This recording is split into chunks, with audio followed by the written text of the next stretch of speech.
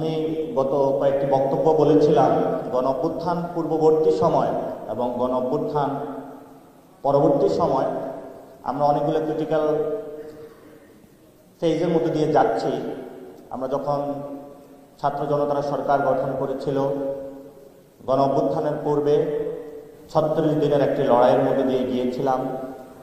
এই লড়াইয়ের পূর্বে আমরা 15 বছর একটি লড়াইয়ের মধ্যে দিয়ে গিয়েছিলাম। এর পূর্বে আমরা 90 একটি লড়াইয়ের মধ্যে দিয়ে গিয়েছিলাম। এর পূর্বে আমরা 71 একটি বড় লড়াইয়ের মধ্যে দিয়ে গিয়েছিলাম। এর পূর্বে আমরা 47 একটি বড় লড়াইয়ের মধ্যে জনগণকে ঐক্যবদ্ধভাবে করে আমাদের যারা পূর্বপুরুষরা ছিলেন তারা আমাদের এই বাংলাদেশের যে জনপদ রয়েছে তাদেরকে স্বাধীনভাবে রাখার জন্য আজীবন সংগ্রাম করে গিয়েছিলেন। 47, 52, 71, 90, 24 এই পরম্পরায় জাতির যারা সূর্য সন্তানেরা রয়েছে, যারা ডিফেন্সে রয়েছে, যারা সিভিলিয়ান রয়েছে, যখন আমাদের যুদ্ধ এসেছে, যখন আমাদের ন্যাশনাল ক্রাইসিস এসেছে, আমরা সবাই ঐক্যবদ্ধভাবে মাঠে মননে যে যার সার্ভিসে থেকে সবাই বাংলাদেশের পক্ষে আমরা কাজ করেছি। ফলত যখন আমরা সিটিজেন আকারে মানুষের সামনে হাজির হই, তাহলে কারা সিভিল কারা ডিফেন্সে আছে আমাদের মধ্যে কোনো ভেদাভেদ থাকে না। এবং আমাদের সামনে গণ অভ্যুত্থানের এই 24-এর পরবর্তী সময়ে বড় একটি সুযোগ এসেছে যে বাংলাদেশকে নতুন করে পুনর্গঠন করার। বাংলাদেশকে পুনর্গঠন করার আমাদের সামনে দুইটি জায়গা রয়েছে। একটি হলো ন্যাশন হিসাবে আমরা দক্ষিণ এশিয়া বা বিশ্বমঞ্চে কোথায় দাঁড়াবো, আরেকটি হলো আমরা স্টেট আকারে আমাদের স্টেটকে আমরা বিশ্বমঞ্চে নিয়ে যাব। ন্যাশন আকারে আমরা আমাদের একটি বিশ্বমঞ্চে বাঙালি জনপদ যারা রয়েছিলাম, যেটা হলো হিমালয় থেকে বঙ্গোপসাগর পর্যন্ত আমরা যে স্বপ্নটা দেখি কালচারাল জায়গা থেকে, এখানে বাংলা যারা মানুষ রয়েছে তাদের একটি সুন্দর একটি জন্মভূমি হবে, যে জন্মভূমির মধ্য দিয়ে আমাদের নারীরা তাদের সন্তানদেরকে সুন্দরভাবে পালন করতে পারবে, আমাদের মা বাবারা তাদের সন্তানদেরকে সুশিক্ষায় শিক্ষিত করতে পারবে, আমাদের যারা জনগণ রয়েছে তাদের সামনে কোনো ফেসিবাদী আর কোনো দানব চেপে বসবে না। আমরা এমন একটি বাংলাদেশ দেখতে চাই যেই বাংলাদেশের মধ্যে বাংলাদেশের যতগুলো ইনস্টিটিউশন রয়েছে সেই ইনস্টিটিউশনগুলো শক্তিশালী আকারে কাজ করবে। সেই ক্ষেত্রে আমাদের যে সভরেন্টি ফোর্স রয়েছে, ডিফেন্স ফোর্সের সাথে সাথে অন্যান্য যে ফোর্সগুলো রয়েছে যারা এক্সটার্নাল কাজ করছে এবং ইন্টারনাল কাজ করছে, তাদের কাছে আমাদের একটি আমানত রয়েছে, সেটা হলো এই বাংলাদেশের ভূমি। আমাদের বাংলাদেশের যারা সভরেন্টি ফোর্সে রয়েছে তারা 71-এ সেই তাদের দুঃসাহসিক অভিযানের মধ্য দিয়ে পাকিস্তান জান্তা বাহিনীর সামনে দাঁড়িয়েছিল এবং অতীতে বর্তমানে বাংলাদেশের যতগুলো ক্রিটিক্যাল সিচুয়েশন এসেছিল প্রত্যেকটি জায়গাতে তারা তাদের অসীম সাহসিকতার পরিচয় দিয়েছিল। এবং আমরা এই গণ অভ্যুত্থানে দেখেছিলাম যখন আমরা সেই 4 তারিখে সবাই ট্যাঙ্কের সামনে জীবন দেওয়ার জন্য প্রস্তুতি নিচ্ছিলাম, সেই সময়ে সভরেন্টি ফোর্সের যারা ছিলেন তাদের বোধোদয় ঘটেছিল এবং তারা তাদের সেই জনগণের প্রতি যে অস্ত্র ত্যাগ করা ছিল সেই অস্ত্রটা নামিয়েছিল। আজকের এই ফোরাম থেকে সভরেন্টি ফোর্সে যারা রয়েছে আমরা তাদেরকে একটি ধন্যবাদ দিতে চাই যে আপনারা জনগণের পক্ষে দাঁড়িয়েছেন এবং ভবিষ্যতেও জনগণের পক্ষে থাকবেন। আর এই সভরেন্টি ফোর্সের মধ্যে যারা বিভিন্ন সময় গত 15 বছরে জনগণের প্রতি অস্ত্র ত্যাগ করেছিলেন, আয়নাঘর বানিয়েছিলেন এবং জনগণের মধ্যে থেকে একটি দলের পেটুয়া বাহিনী হিসাবে কাজ করেছিলেন, আমরা আপনাদের এই ফোরাম থেকে আজকে ধিক্কার জানাচ্ছি। এবং আমরা এই ফোরাম থেকে জানাচ্ছি দ্রুত গতিতে তাদেরকে আইনের আওতায় এনে বাংলাদেশের সামনে একটি দৃষ্টান্তমূলক শাস্তি স্থাপন করতে হবে। দ্বিতীয়ত যে বিষয়টা, গণ অভ্যুত্থান পরবর্তী সময়ে আমরা 4 তারিখে একটি ঘোষণা দিয়েছিলাম বাংলাদেশের মানুষকে অস্ত্র তুলে নেওয়ার জন্য, কিন্তু যখন আমরা 5 তারিখে দেখলাম আমাদের একটি শান্তিপূর্ণ উপায়ে পাওয়ার একটি ট্রান্সফরমেশন হচ্ছে, সেই জায়গা থেকে সরে আমরা এসেছি। কিন্তু আমাদের ঘোষণা এখনো বন্ধ হয় নাই। গণ অভ্যুত্থান পরবর্তী সময়ে বৈষম্য বিরোধী ছাত্র আন্দোলন ছাত্রদের মধ্যে কাজ করছিল। আমরা নাগরিক অংশের মধ্যে কাজ করার জন্য জাতীয় নাগরিক কমিটি সেপ্টেম্বর মাসের 8 তারিখে গড়ে তুলি এবং এই জাতীয় নাগরিক কমিটির মধ্যে 3 ধরনের মানুষ রয়েছে। যারা political engagement, direct political involve তারা রয়েছেন, যারা রেভলিউশনারি তারা রয়েছেন, যারা সিভিল সোসাইটি বা সিভিল ফরম্যাটে কাজ করতে চান তারাও রয়েছেন। আমি এই 3টি ফোর্সের নেতৃত্ব দিয়ে থাকি। এই জন্য ভবিষ্যৎ বাংলাদেশে আমরা 4 তারিখে যে ঘোষণাটা দিয়েছিলাম সেই ঘোষণাটা এখনো আমাদের আছে। বাংলাদেশের ভিতরে এবং বাহিরে যেসব শক্তি বাংলাদেশকে অকার্যকর করার জন্য এখনো পায়তারা করে চলে যাচ্ছে, সেই ক্ষেত্রে বর্তমানে আমরা এই মাসের মধ্যে একটি দল ঘোষণা করব যারা পলিটিক্যাল এঙ্গেজমেন্টে রয়েছেন। তাদের মধ্য দিয়ে আমরা ডেমোক্রেটিক প্রসেসে যাত্রা শুরু করব। কারণ আমরা মনে করি যারা 2000 শহীদ হয়েছিল, আহত হয়েছিল, এখনো হসপিটালে কাতরাচ্ছে, আমরা আর কোনো রক্তপাত বা লাশ বাংলাদেশে চাই না। যারা খুন করেছিল আমরা এই খুনের বিরুদ্ধে দাঁড়িয়েছিলাম, এখনো দাঁড়াচ্ছি, এবং যারা এই খুনের দায়ে অভিযুক্ত তাদেরকে অবশ্যই বিচারের আওতায় আনার জন্য আমরা ডেমোক্রেটিক স্ট্রাগলের মধ্য দিয়ে যাব। যদি ডেমোক্রেটিক স্ট্রাগলকে কোনো রকমে বাধাগ্রস্ত করার চেষ্টা করতে হয় তাহলে ইন্টারন্যাশনাল এরিনাতে এবং বাংলাদেশের কনটেক্সটে যে জুলাই আপরাইজিং বলা হয়ে থাকে বা জুলাই গণ অভ্যুত্থান বলা হয়ে থাকে, সেই গণ অভ্যুত্থান পূর্ণাঙ্গ বিপ্লবের দিকে দিন দিন ধাবিত হবে। এবং এই বিপ্লবের দিকে যখন দিন দিন ধাবিত হবে, সেই জায়গাতে আমাদের জাতীয় নাগরিক কমিটিতে যেই রেভলিউশনারি ফোর্সটা রয়েছে, সেই রেভলিউশনারি ফোর্সের জন্য বড় রকমের একটি ভ্যানগার্ড হিসাবে আপনাদের কার্যকর ভূমিকা থাকতে হবে। এবং আশা করছি আপনারা ট্রেনিং নিয়েছেন বাংলাদেশের মানুষের ট্যাক্সের টাকায়। বাংলাদেশের মানুষের পক্ষে আপনাদেরকে দাঁড়াতে হবে। কারণ এই 18 কোটি মানুষের জন্য আমরা যদি কিছু না করতে পারি তাহলে ভবিষ্যৎ বাংলাদেশের সামনে অনেক দুর্গতি রয়েছে। বাংলাদেশের মানুষকে রক্ষা করতে হলে আমরা ডেমোক্রেটিক প্রসেসের দিকে অগ্রগামী হচ্ছি।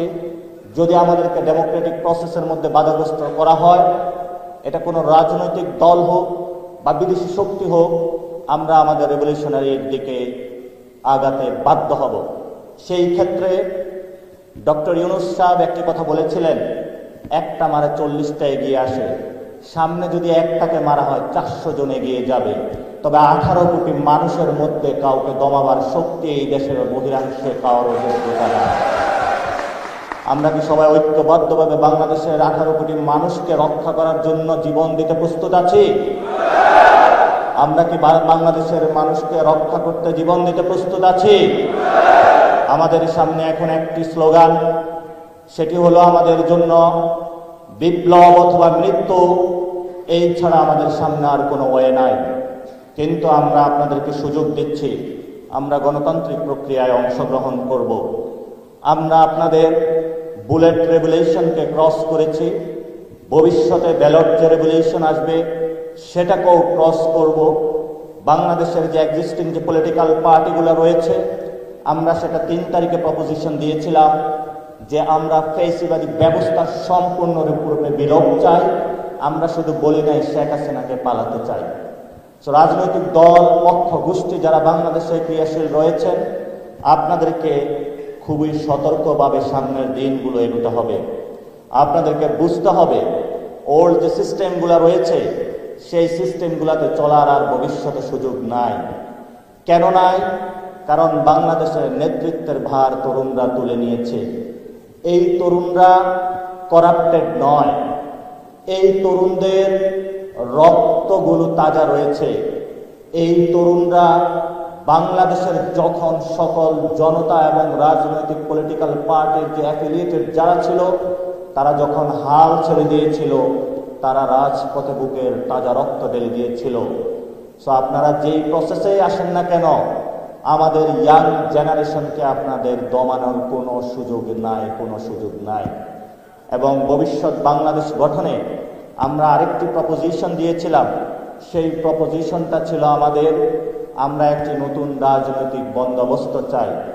আর এই নতুন রাজনৈতিক বন্দোবস্তকে সৃষ্টি করার জন্য আমাদেরকে একটি নতুন সংবিধান সৃষ্টি করতে হবে। এই সংবিধান সৃষ্টি করার জন্য একটি গণপরিষদ নির্বাচনের মধ্যে আমাদের যেতে হবে। এই গণপরিষদ নির্বাচন চলবে, পার্লামেন্টারি ইলেকশনের যে প্রসেস আছে সেটাও চলবে। পার্লামেন্টারি ইলেকশন যে বডি রয়েছে তারা ইলেকশন করবে, যারা জনতার প্রার্থী হবে। দামি কোনো নির্বাচন চলবে না, টাকার খেলা চলবে না, পোস্টারের খেলা চলবে না।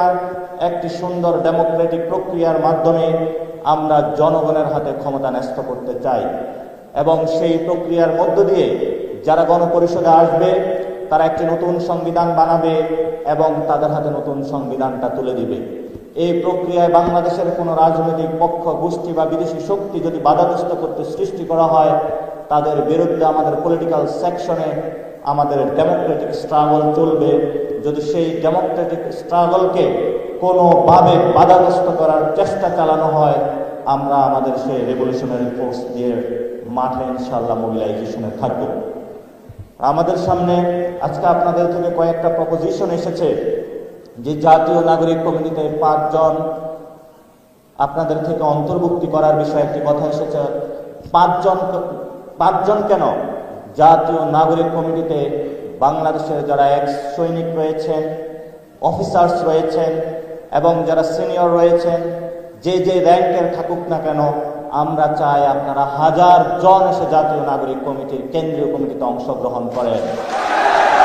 কারণ এই জাতীয় নাগরিক কমিটি কোনো এটা এলিট ফোর্স বা এলিট ক্লাব নয়। আমরা মনে করি যারা দেশ সেবা করতে চায় আমরা সবাইকে জায়গা করে দিতে হবে এবং এটা একক কোনো ব্যক্তি বা কারো সংগঠন নয়, একক কোনো পরিবারের সংগঠন নয়। এই সংগঠনটা তেলে তুলে গড়ে উঠবে আমার আপনার সকলের রক্ত শ্রমে।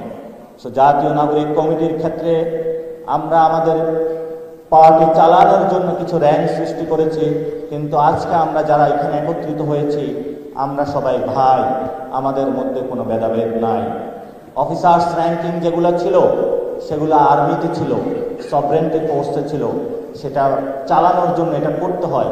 কিন্তু আমরা যখন মাঠে যাব, ঐক্যবদ্ধভাবে লড়াই করব, মানুষের সেবা করতে যাব, আমরা সবাই কাঁধে কাঁধ মিলিয়ে 5 তারিখে যেভাবে without any ranking, without any বর্ণ পরিচয়, উইদাউট এনি পলিটিক্যাল পরিচয় ছাড়া যেভাবে লড়াই করেছিলাম বাংলাদেশের একজন নাগরিক হয়ে, আগামীর ব্যালট রেগুলেশনকে সামনে রেখে আমাদের সবাইকে ঐক্যবদ্ধভাবে এভাবে লড়াই করতে হবে। আপনারা কি সবাই প্রস্তুত আছেন? ইনশাআল্লাহ আমাদের সেই লড়াই হবে। এবং আমরা বর্তমানে দেখতে পাচ্ছি ক্যাম্পাসগুলোতে অস্ত্রের জনজনানি হচ্ছে। আমরা ছাত্র সংগঠনগুলোকে বলবো ধীরে চলুন, তাহলে আপনাদের সেই ছাত্রলীগের মতন অবস্থা হবে। আমরা আপনাদেরকে সেভ করতে পারবো না, কারণ আমরা বাংলাদেশে 24 পরবর্তী সময়ে কোনো সন্ত্রাসের রাজত্ব কায়েম করতে দিব না। আমরা আরো বলছি, আমি একটু পরেই শেষ করবো, আমরা আরো বলছি বাংলাদেশের পলিটিক্যাল পার্টিগুলোতে নতুন বন্দোবস্ত ছেড়ে আসুন।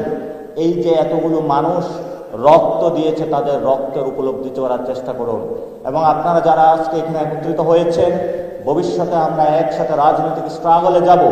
আমরা সবাই কাঁধে কাঁধ মিলিয়ে যুদ্ধ করব। আপনাদের কাছে ট্রেনিং রয়েছে, সেই ট্রেনিংগুলো যদি কোনো বিদেশি শক্তি আসে আমরা প্রয়োগ করতে বাধ্য হব ইনশাআল্লাহ। এবং আমাদের সামনে অর্থনৈতিক মুক্তির জন্য বিভিন্ন জায়গায় আজকে এত যে সুন্দর শৃঙ্খল প্রোগ্রাম রয়েছে, বিভিন্ন আমাদের থানা কমিটিগুলো রয়েছে, জেলা কমিটিগুলো রয়েছে, সেখানে ভবিষ্যৎ যারা নেতৃবৃন্দ আসবেন আমাদের এই পলিটিক্যাল পার্টির প্রসেসগুলোতে সবাইকে অন্তর্ভুক্তি বিষয় করার ক্ষেত্রে আমরা একটি পলিসি আকারে সিদ্ধান্ত গ্রহণ করব, যাতে কোনো জায়গায় বাংলাদেশের কোনো সৈনিক থেকে র্যাঙ্কিং অফিসার থেকে শুরু করে যারা রিটায়ার্ড রয়েছেন কারো কোনো অংশগ্রহণের ক্ষেত্রে যাতে কোথাও বাধাগ্রস্ত না হয়, আমরা সেটা নিশ্চিত করবো ইনশাআল্লাহ। তো আমরা সবাই একটু স্লোগান ধরি। আমাদের সামনে দুটি পথ রয়েছে, আমি বলবো বিপ্লব অথবা মৃত্যু, বিপ্লব অথবা মৃত্যু, বিপ্লব অথবা মৃত্যু। আমাদের আসিফ একটি স্লোগান দিয়েছিলেন যে মৃত্যু অথবা জন্মভূমি, সেটাও আমাদেরকে স্মরণ করতে হবে। এই জন্য সব ঐক্যবদ্ধ থাকি। কষ্ট করে এসেছেন সবাইকে ধন্যবাদ জানাচ্ছি, আয়োজকদের ধন্যবাদ জানাচ্ছি এবং এখানে জাতীয় নাগরিক কমিটি আজকে আপনাদের প্রোগ্রামের কথা শুনে আমরা অনেকেই চলে এসেছি। সবাই 20-30 জন জাতীয় নাগরিক কমিটির সদস্যবৃন্দ রয়েছেন, তার অনেকেই জাতীয় নেতৃবৃন্দ ছিলেন, আজকে আপনাদের এখানে উপস্থিত হয়েছেন। ভবিষ্যতে আমরা সবাই একসাথে ঐক্যবদ্ধভাবে কাজ করব এবং এখনো বিভিন্ন সেকশনে অথবা বিভিন্ন জায়গায় অনেকে এখনো আমাদের সাথে অংশগ্রহণ করতে পারেন না। আমরা তাদেরকে বিনয়ের সুরে বলবো, আসুন একসাথে ঐক্যবদ্ধ হই, নিজেদের মধ্যে ফ্র্যাকশন ক্রিয়েট না করি। তারা প্রোগ্রাম আয়োজন করেছে, আমরা করেছি, তাহলে আমাদের প্রোগ্রাম হয় নাই কেন? এই ধরনের ফ্র্যাকশন না করে আমরা সব ঐক্যবদ্ধ থাকবো ইনশাআল্লাহ। যারাই আপনাদেরকে নক দিবে তাদেরকে বলে দিবেন যে আসুন একসাথে ঐক্যবদ্ধ কাজ করব, কোনো ভেদাভেদ সৃষ্টি করবেন না। তবে একটি সতর্কবাণী রাখবেন, যারা আওয়ামী লীগের সাথে ইনভলভমেন্ট ছিল, খুনিদের সহযোগী ছিল, বিভিন্ন জায়গায় আওয়ামী লীগকে সহযোগিতা করেছে, আপনাদের মধ্যে যদি কেউ একটা এন্ট্রি দিতে চায়, আপনারা যে কোনো মূল্যে তাদেরকে ঠেকিয়ে দিবেন। এটা আমাদের নৈতিক দায়বদ্ধতা। তাহলে তাদের ক্ষেত্রে আমাদের পলিসি হলো, যারা আওয়ামী লীগের সাথে ইনভলভমেন্ট ছিল, যারা খুনের দায়ে অভিযুক্ত, তাদেরকে অবশ্যই বাংলাদেশে বিচারের মুখোমুখি হতে হবে, এছাড়া তাদের সামনে বিকল্প কোনো পথ নাই। দ্বিতীয়ত, যারা সেকেন্ড লেয়ারে ছিল, যারা খুনের দায়ে ডিরেক্টলি অভিযুক্ত না, তাদেরকে একটি রিডিমশন প্রসেসের মধ্যে আসতে হবে। এই রিডিমশন দায় এবং ক্ষমা প্রার্থনা যদি করতে না পারেন, তাহলে বাংলাদেশে আপনাদের জায়গা হবে না। জনতার জয় হবে, বাংলাদেশের জয় হবে। এবং আমি বাংলাদেশের যারা এক্স আর্মি ফোর্স, বিভিন্ন নেভি, নেভাল এবং আমাদের এয়ারফোর্স যারা অ্যাক্টিভ রয়েছেন, যারা এই গণঅভ্যুত্থানকে আমাদেরকে যথেষ্ট